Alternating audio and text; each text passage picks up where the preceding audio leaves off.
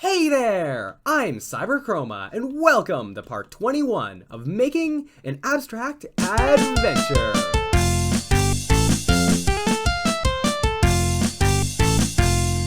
Hello again! It's been quite a while since I've done one of these. And oh boy, do I have a lot to talk about. So let me just start off by going into play mode and showing all the different things since last time. So there's three key things that are different right off the bat. One, we have a different environment, a more proper test level to test some of our character's abilities here. Two, more artwork. Our character actually has proper art now and some animations, as we can see, for things like being idle, moving, jumping, double jumping, falling, landing, all that sort of stuff.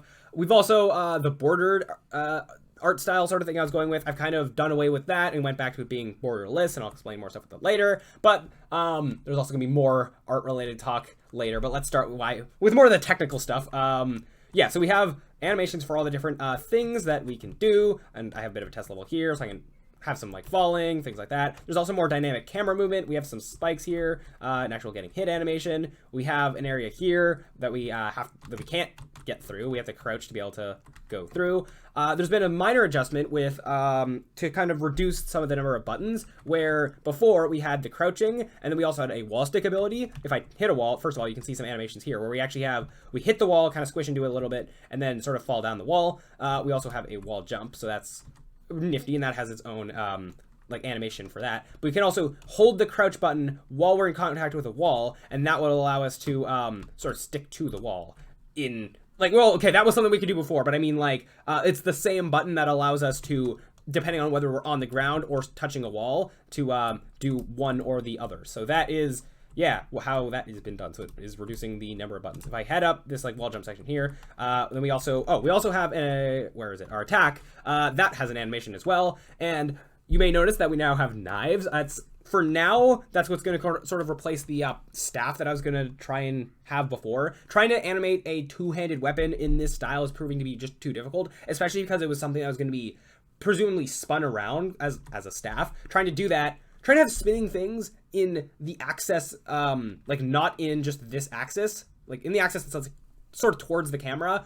That's not something I can really do in this art style, which is a problem. So I've kind of just exchanged it for knives for now. Is easier to go about animating. There's also, we still have the projectile things like that we had before. Those are exactly the same. Nothing has been changed to them yet. That is something else to do going forward. And then moving over to the left here, we kind of loop around back to the beginning. And then there's also the door that we had several episodes ago that we can interact with and sort of fade out, fade in to this other door area. That was, I want to say 18. I don't know, whatever part it was. Anyway, so yeah, so that is that. As well, our Cal character, while still not having any sort of art and animations, his reflect ability, I've changed how that's going to be. I've gotten rid of the shield completely, and rather, one, we still have our air like dash in the same sort of system of how that was set up. But in terms of the reflect, I've now made it that, so actually if I go to attack, this attack is still kind of broken because I've changed some of the code to not use the red thing anymore. But I'm thinking it'll now be that when a projectile is coming at us, if we attack, that will be the reflect. So hitting something with the sword will make it like kind of invert direction and go the other way. And I think that could be a better thing there. As well, it reduces the number of buttons, because I was kind of just going a bit overboard with the number of abilities and buttons and all that. Even though these abilities are something I do want to introduce like naturally through the game. Like you don't start with all of them, you unlock them as you go through levels. Yeah, but anyways, with all of that, let's get into how it's actually been made. So let's start off, and yeah, I'm getting an error from the attack with our other character there. Let's start off with our person. So over here, Q. And actually also for just to show it, I suppose, I do still have the version of Q before I got rid of the borders. I can go and show that off. So this is what that looked like. But then I decided, based on how far the camera is from the player, so like I'd say that maybe up close, I guess it's up to your personal art preference, but this one might look a bit better up close. But when you like zoom the camera out a lot further, I think this one looks better from a distance. That's just my opinion, I suppose. Especially because I don't know how far the camera's going to be in the actual game. I've actually pulled it back further as well since the last time. So yeah, that's also a thing. But anyways, deleting both of those for a second. So going back to here, let's show how I've gone from the shape to being animated and in the game. So opening this up in Photoshop, yeah, so this is a Photoshop document made out of just different layers, different shapes and all that. Every different part of this character that can rotate or move is its own layer. So for example, looking at the hair, if I can do this, yeah, except, whoop, that's the whole hair. If I, okay, apparently I don't know how to use Photoshop, even though I used to make this. Okay, let's, why is this being problematic? Okay, if I can, it's trying to like auto select the group. There we go. Okay, so yeah, so each portion of hair here is its own like sort of section of, is its own layer, more or less. And then the layers are kind of sorted in the order of what appears in front of what. And yeah, that is more or less how this is done. And then there's things like, actually behind the player there is an arm, even though you can't really see it. Like another one there. And then that's just like the arm, and then the actual hand there is two separate things there. And then we have the knives, the eyes, some like eyelashes, eyebrows, a mouth, and all of that fancy schmancy stuff. So with this, over in Unity, I was able to use a something that comes with Unity but is not enabled by default, to be able to basically import every layer as its own image, and then I can still like drag it in and have them all be kind of assembled properly like this, so I don't have to reassemble everything. If I go up to Window Package Manager, this shows all the packages that are, or well, this would show all the ones that are in the project. So there are a few packages that I enabled to be able to have this sort of thing. The 2D PSD importer was one of them. I think 2D animation as well. And if there's a third one, I'm not sure, but like maybe Pixel Perfect. I don't know.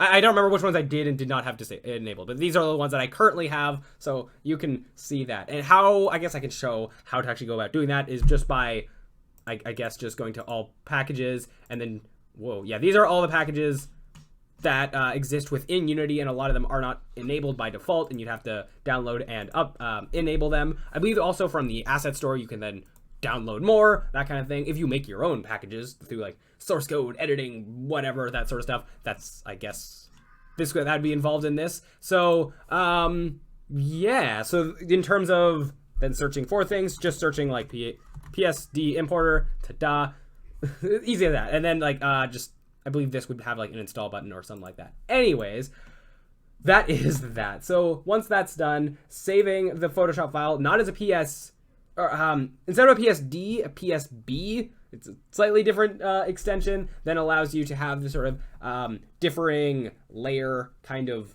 thing.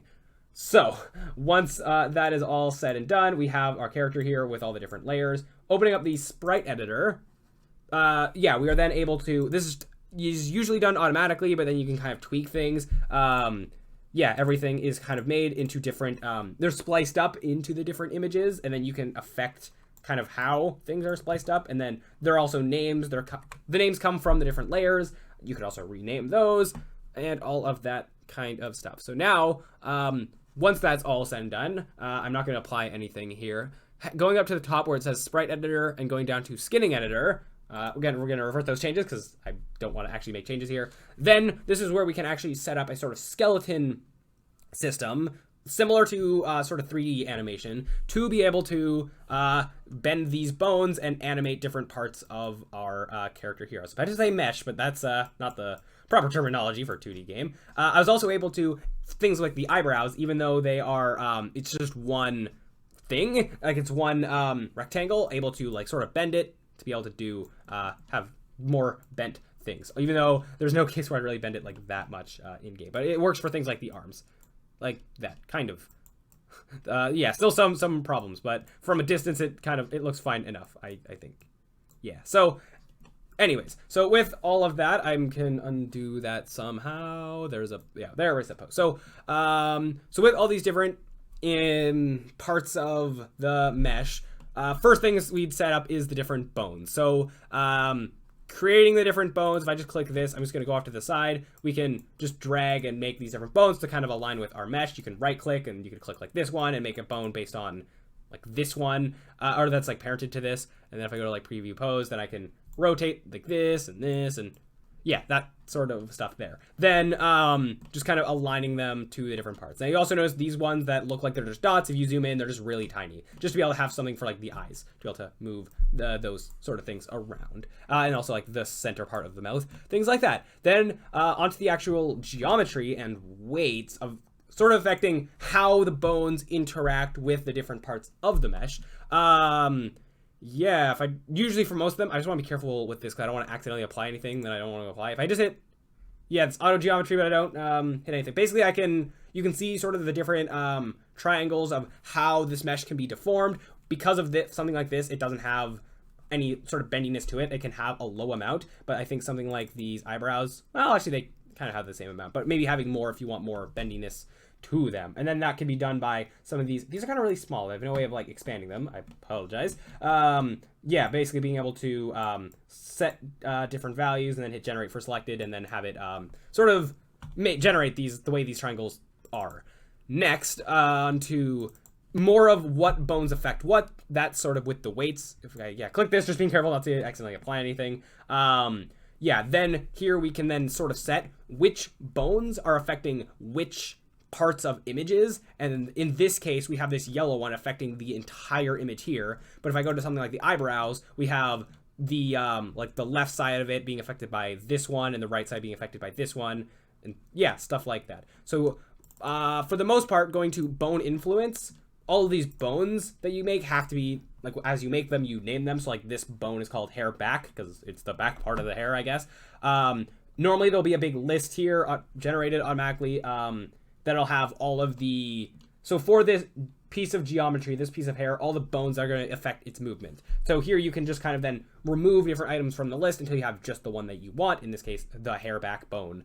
Then going to auto weights and then I guess hitting generate, or you can do that manually with the weight slider and brush. There's a lot of tutorials on here. I don't know why I'm bothering to explain all this. You can probably, I looked at tutorials to figure out how to do this. You could probably do the same, and there's probably way better tutorials to explain this stuff than me. But anyways, long story short, through all this, we have a character that we can then rotate bones and then be able to do stuff with there. Heading back into the proper Unity side of things, I don't know if I changed any of these settings, but you can see whether some are the same or different. I know I changed the pixels per unit to affect just the size of it.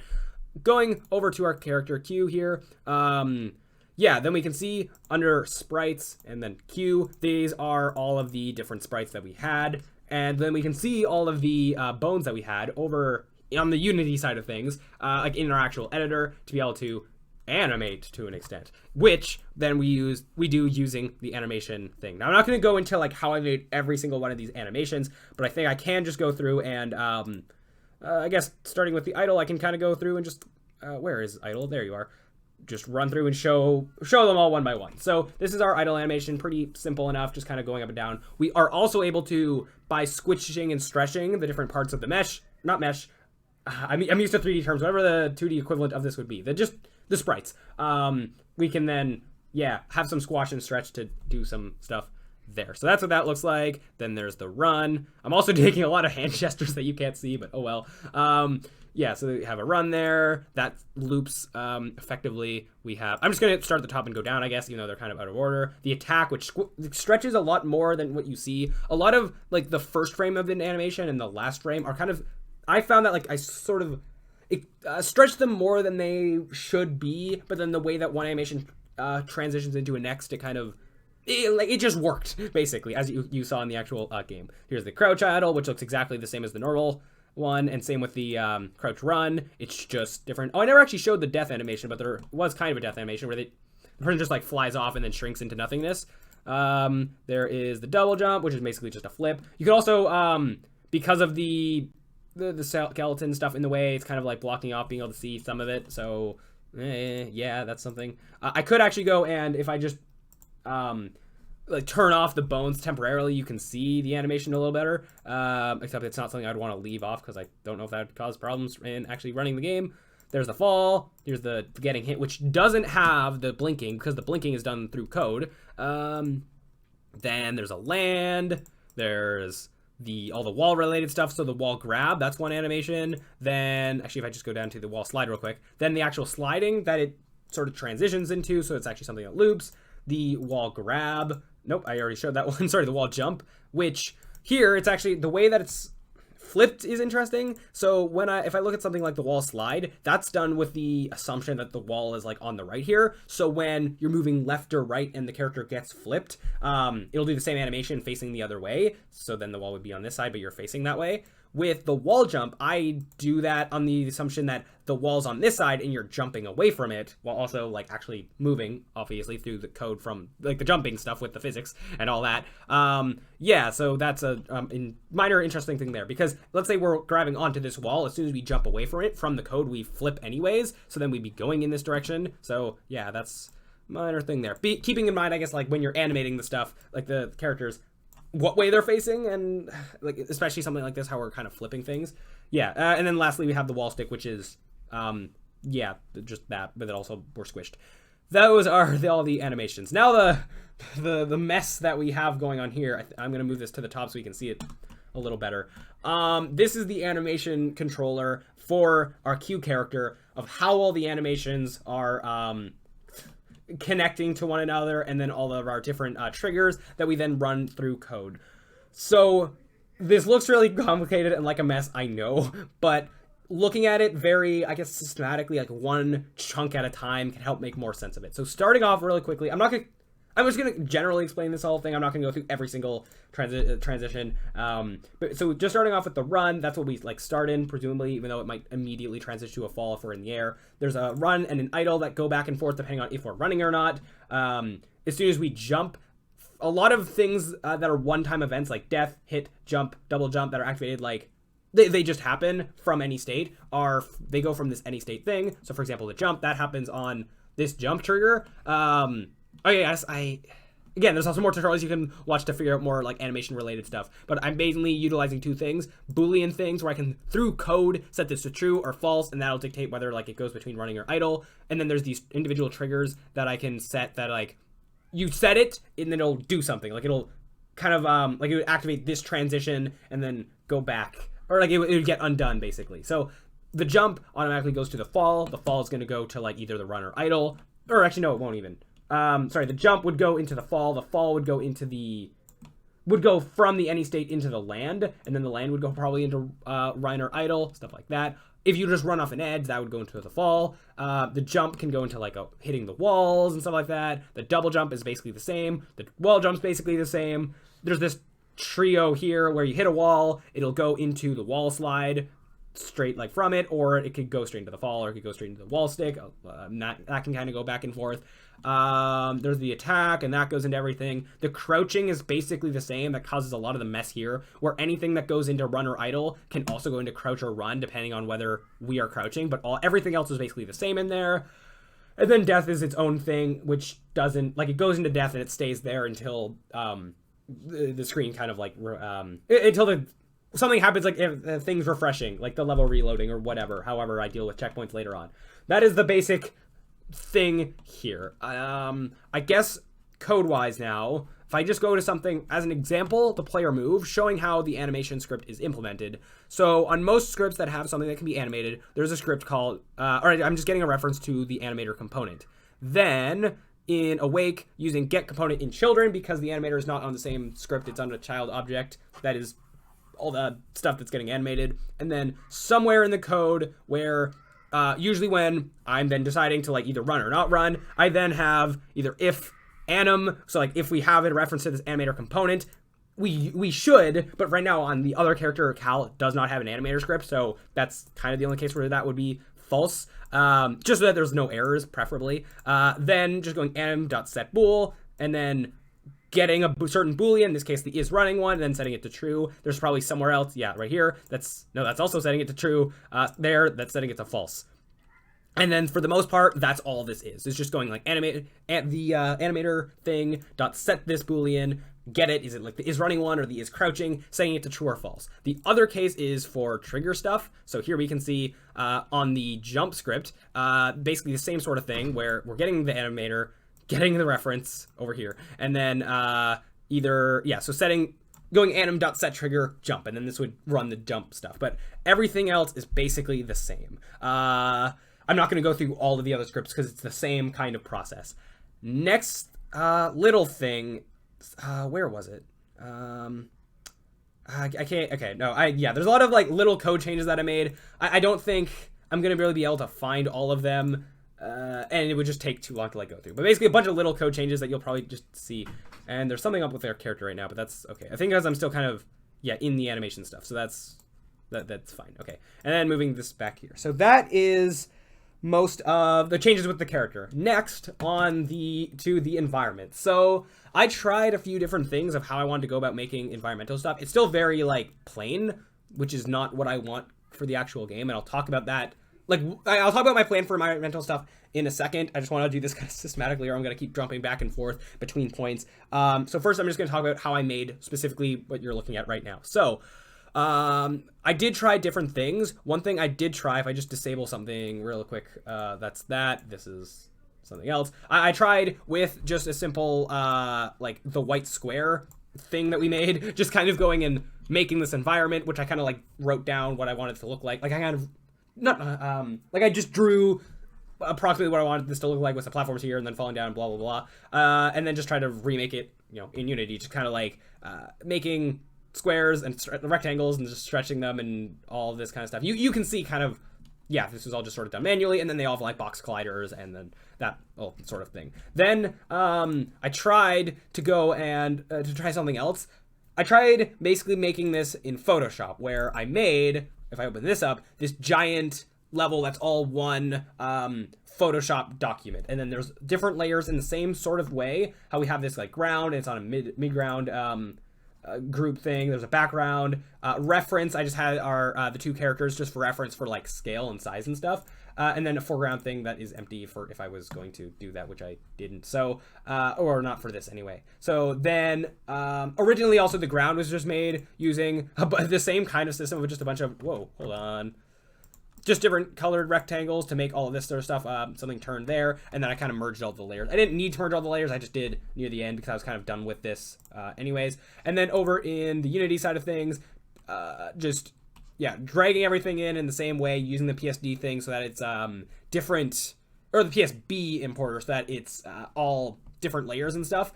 And then just giving it something called a polygon collider 2D, which is kind of like a mesh collider if you're familiar with some 3D stuff. It tries to automatically put colliders around all this stuff, except it does not do a very good job. I had to do a lot of like manual editing to do all this. Actually, if I just go and reset this, you can see this is what it looked like initially, and there's a lot of problems like here, this whole spot up here, a lot of issues. And this is just causing way more problems than it's worth, I guess. Oh, another thing with the clouds, I then kept them from the previous stuff that you saw before, and then there's a sky gradient that was also from the thing from before, and then also just that endless kind of black pit sort of thing. But now with this environment, that sort of leads us to one of the biggest problems that I was having with this, and me having to kind of figure out some things of where I'm gonna go with this. So, or actually, one problem with this is every time I go to modify the Photoshop document, it takes a long time to come in, like to I don't know what the word is, re-import basically into here to make those small changes. A lot of times those colliders get messed up and I have to reset them every single time. That's a problem. I'm just not really easily able to make environmental stuff like I was hoping I would be able to as well. This is a massive image that it doesn't even have a lot of like detail to it.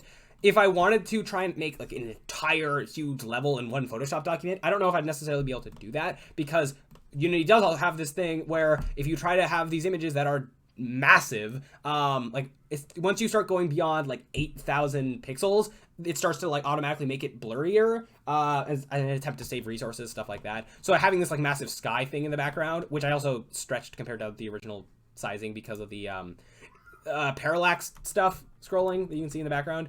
So there's that too. But that's just also causing problems there. And even if I tried to find ways of bypassing this thing, if I'm having these like 10,000 pixel images in the background, I feel like that could cause more problems just for like running it. That might like just be problematic even if you can't see the whole thing at once.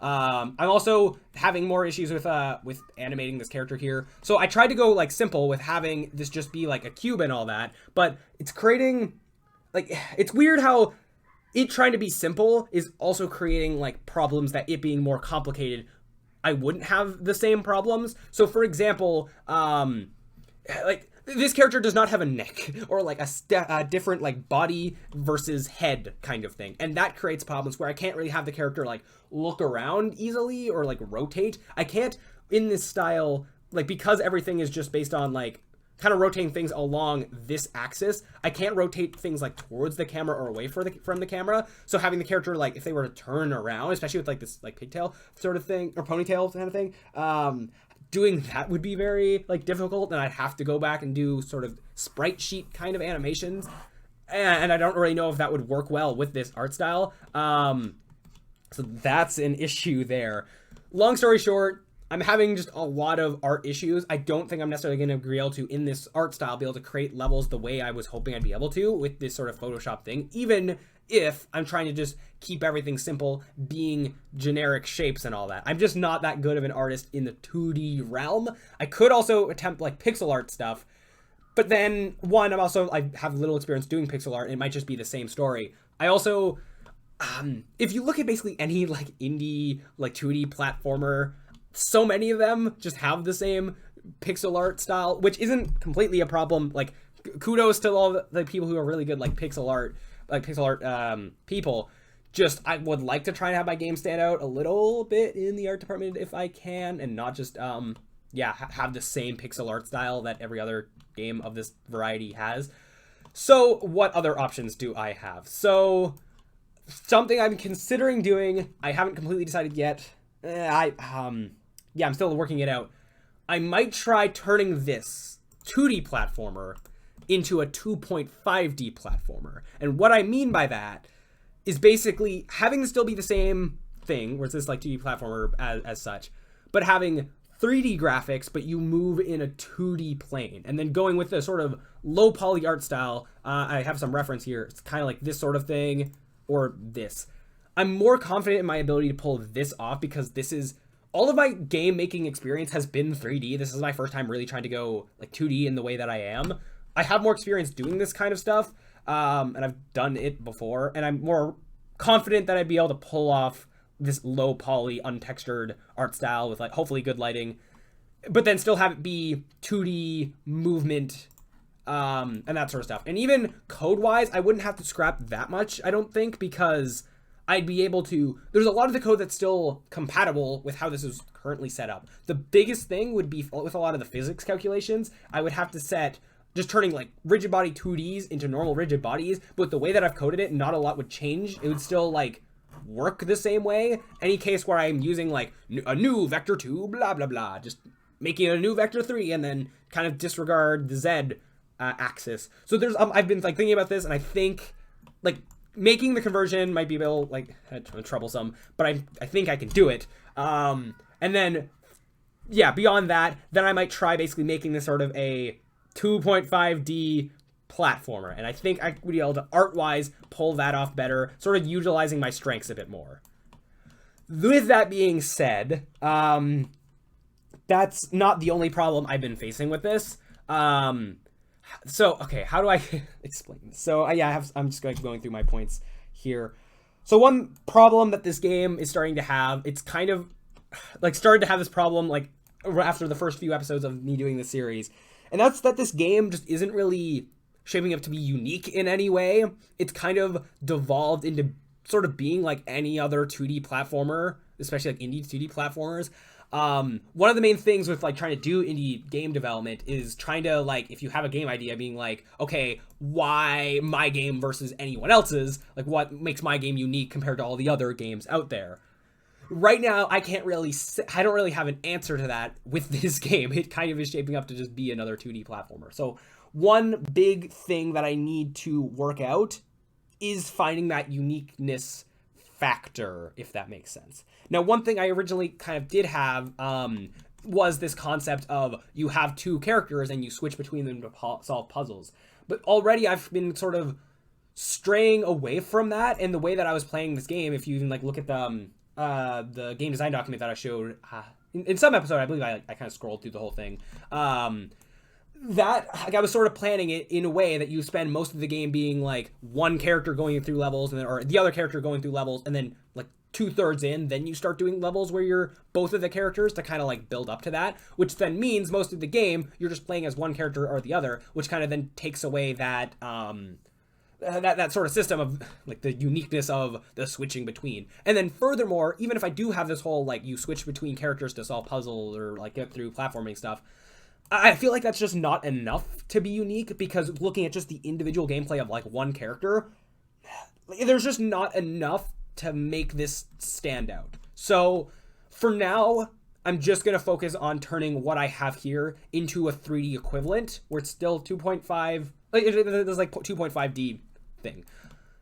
As well, actually, this environment, I never really explained what it is. It was meant to be like, it's also like a lot darker than I guess the last one, because this is meant to be sort of like, well, the type of environment I want to make for this little like mini thing is like rooftops, dark skies. It's like nighttime and it's like raining, having some kind of like rain effect, which might be harder to pull off in 3D. But yeah, so in terms of environmental stuff, I want to turn this into a 2.5 thing or 2.5D thing where it looks like you're going along rooftops. And I might change this environment to like more match with that, because I don't even know how like this like section up here would be a rooftop, but I don't know. That's step 1.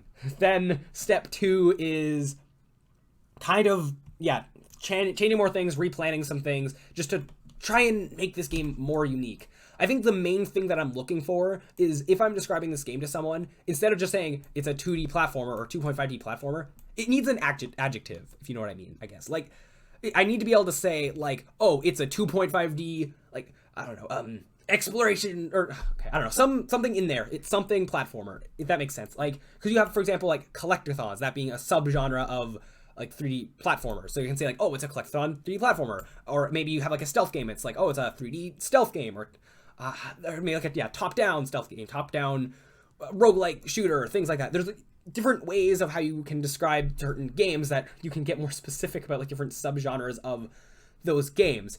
I guess that's what I want to try and find, if that makes sense. I'm kind of just going on a rant now, but these are problems I've been trying to work through for the last little bit with this game. I've also haven't had a lot of time to work on it because I've been more busy with other things going on in my life, I guess, and other types of videos that I'm making and things like that. So it could still probably be a while before the next game dev log thing here. But those, planning-wise, those are main things that I want to work out. I don't have any concrete answers yet, but hopefully I can figure that out. I have some ideas that I might look into. Like, there's different, I still want to keep the general platforming aspect. I don't want to like completely change the game to have to scrap everything that I've made, but there are some things that might get scrapped, like maybe some of the abilities, because that is one thing where I kind of was going a bit too, maybe a bit too much of having too many buttons. I don't want to like to hopefully have too many buttons. I want to keep it simple-ish. But at the same time, I don't want too few buttons that I quickly am running out of ideas for like level related stuff, I suppose. There's also, I guess, different types of, how do I explain this? Like, I have different ideas for maybe how I could make this more specific. Like, as an example, I probably won't, I don't know if I'd do this, but if I made it more about, like, stealth and sneaking around and all that, I could, like, go in that direction, or I could go in, like, making it more about exploring and somehow make that work as a 2D environment. Maybe make it more about, like, collecting stuff, or making more about, like, getting from point A to point B and having more of these like set pieces of like actiony things happening. Maybe I make it more about speed, and a lot of levels are like timed for some, or not, maybe not timed, but you just have to like get through a level quickly. Or maybe I want it to be more slow paced. In terms of the camera, I'm also still even just figuring out like how far back I want the camera to be, because there are different, I guess, factors at play where I can pull it back really far, but then I'm kind of turning into Super Meat Boy, which I don't want to be copying another game necessarily. Maybe like getting inspiration from other games, sure, but not completely ripping them off. Or maybe I could have the camera be a lot closer and have it be more about exploring. Now, one thing I do think that something that I've made before that I do think could lead to good things, could lead to interesting ideas, is this door mechanic that I have set up, where you interact with this, it fades out, you fade back in, you're somewhere else. I could potentially use that to have more exploration, or imagine if you're going between different floors of a building, or especially in that like 2.5D environment, maybe from going between different doors, you can then see like other parts of the level in the background or something like that. I can then play around more with that, and then I'm able to reuse a lot of environmental stuff to have more depth and detail. I don't know. Also with the NPCs that I made with like the text dialogue system, one thing I do think I kind of want to do that could help this stand out is maybe leaning more into the story. I did, with the way that this was set up, I do have a lot of story planned, rough story planned, I guess, with a lot of like the level environments and how they work together. I suppose I wanted to have like bosses and things like that. I also don't want to scope too big. Like that's another thing that I'm kind of doing again. Like a lot of the other projects that I failed is or that I kind of like gave up and tried to start something new, was that I keep scoping too big. So I need to sort of sort out that as well. And I probably will want to cut some things to be able to sort of scale down this project to be able to actually finish it. And then once it's in this like pretty finished state, then I can expand more onto it, adding more levels, all like that kind of stuff. Maybe, if that's how I go about doing that. But with story, as I was kind of saying, that kind of went away from it, maybe leaning more into the story element of things could also allow me to make things more unique or something, because I do have that like dialogue system pretty like ready to go, so I could try and have it be more about like you interact with NPCs and then like, I don't know, do stuff, maybe having a bit of a, maybe it could be more about exploring and then you like find things. There's a bit like an inventory system, and I don't know, or maybe not, I don't know. I'm just kind of like spewing out ideas for the sake of, I don't know, ranting about the potential avenues that this could go down. It's all stuff that I'm still working out. But as always, I guess if you have ideas for things that you want to see, suggest them. I'd be happy to like hear different ideas. It could be the spark that I need to be like, oh, this would be a great idea, let's do this. I don't know, but yeah, this is just a lot of, I don't know. It's a lot of things I'm kind of just saying off the top of my head about where I want to take this game. But the key thing is that right now there is a problem, an identity crisis that this game has, where I don't really know what it is anymore, I suppose. And I need to sort that out above all. And then also hopefully make that work with like the art style that I, go with a better art style that I'm more able to actually pull off. So going forward from here, the first thing that I'm doing is, I think I will, I think I'm more decided on it now that I am going to go with this 2.5D thing and try to replicate this thing in a 3D environment, but still have the 2D gameplay. That's step one, and then I might make another devlog to show, like, oh, how it looks different and the process behind how I did that or something. And then going forward, it's just planning and changing things and hopefully not having to ditch too much. And then we'll just see where we go from there. I might try out a few different ideas and then see what I like best. Maybe there's a way I can combine some of these ideas. Yeah, we will see.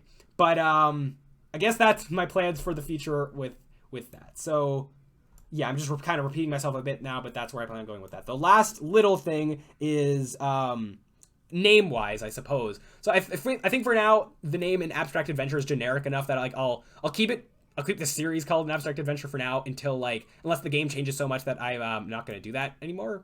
Like I have a better name in mind. In terms of like the numbering of like these devlog episodes, I might just like kind of restart the count or something, or maybe I'll keep it as is. I don't know. It'll depend on how much it changes. If it changes to the point where it's almost completely different game, maybe I'll just restart the count with a new name. But it'll still, no matter what happens, I will still like be making devlogs of some kind to showcase the progress of how the game is progressing and all of that. But yeah, I feel like there's one more thing that I wanted to, oh yeah, demo wise, one more little thing is that, so after I'm able to like sort more things out with what the game is, blah, blah, blah, I want to work towards basically making a sort of demo where, I mean, the initial plan was that it was going to be 3 mini levels. One in this rooftop environment, going along rooftops, it being all dark and rainy and all that kind of stuff, using this using the cube character, the cube one. Then I wanted a factory sort of level using the circle character, and then I wanted a level that uses both of them, showcasing the switching between them thing.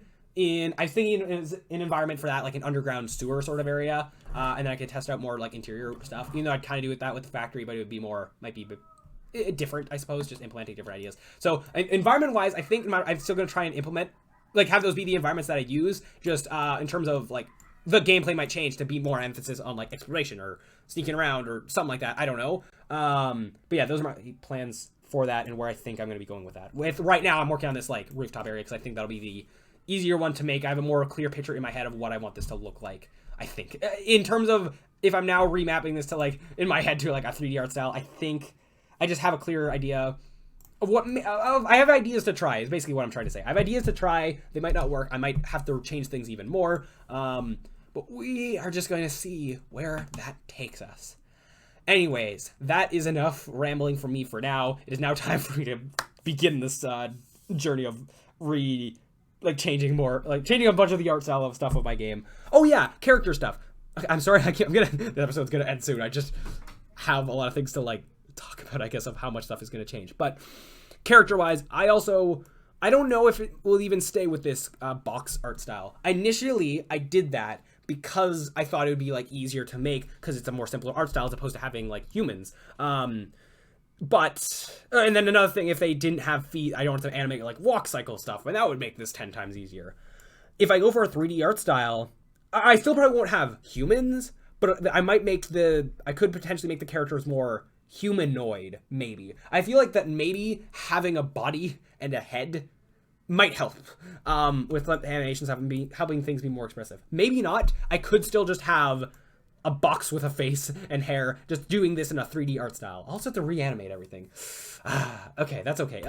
It'll be easier to animate things in 3D. I'm looking forward to having a proper 3D rig and skeletal thing. I can actually spin things. Yes, maybe. Oh, and then if I do that, I might go back to this character having a staff instead of knives, because the main limitation of that won't be a limitation anymore. So I don't know. We'll see. Yeah, so yeah, even character-wise, I think for now I'm going to try to just replicate this exact thing, so still a box with a face and hair, just in 3D somehow, and then I will go from there. Or maybe I'll try to make some kind of humanoid box thing. But I do still like the idea of shape, geometry-based characters, because I feel like I can do stuff with that. Maybe, I don't know. Yeah, okay, I'm just saying ideas now that I don't even know if I'm going to do. But anyways, I think that is good enough for now. You will see what happens next.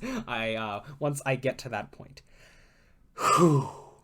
So anyways, I guess that's it for me. So thank you all so much for watching. If you have ideas, let me hear them. I'd like to be able to work together to make something cool. I also still have a Discord that you could come and suggest your ideas and meet other game developers and stuff like that. Yeah, so that is things, I guess. But anyways, I guess that's it for me. Enough rambling. I've been rambling for 40 minutes. Oh geez, I just looked at my timer. Okay, definitely, I've been going on long enough. So to any of you who thank you for listening to me rant, I suppose. I don't even okay, anyways. So thank you all so much for watching, and as always, I'll see you around.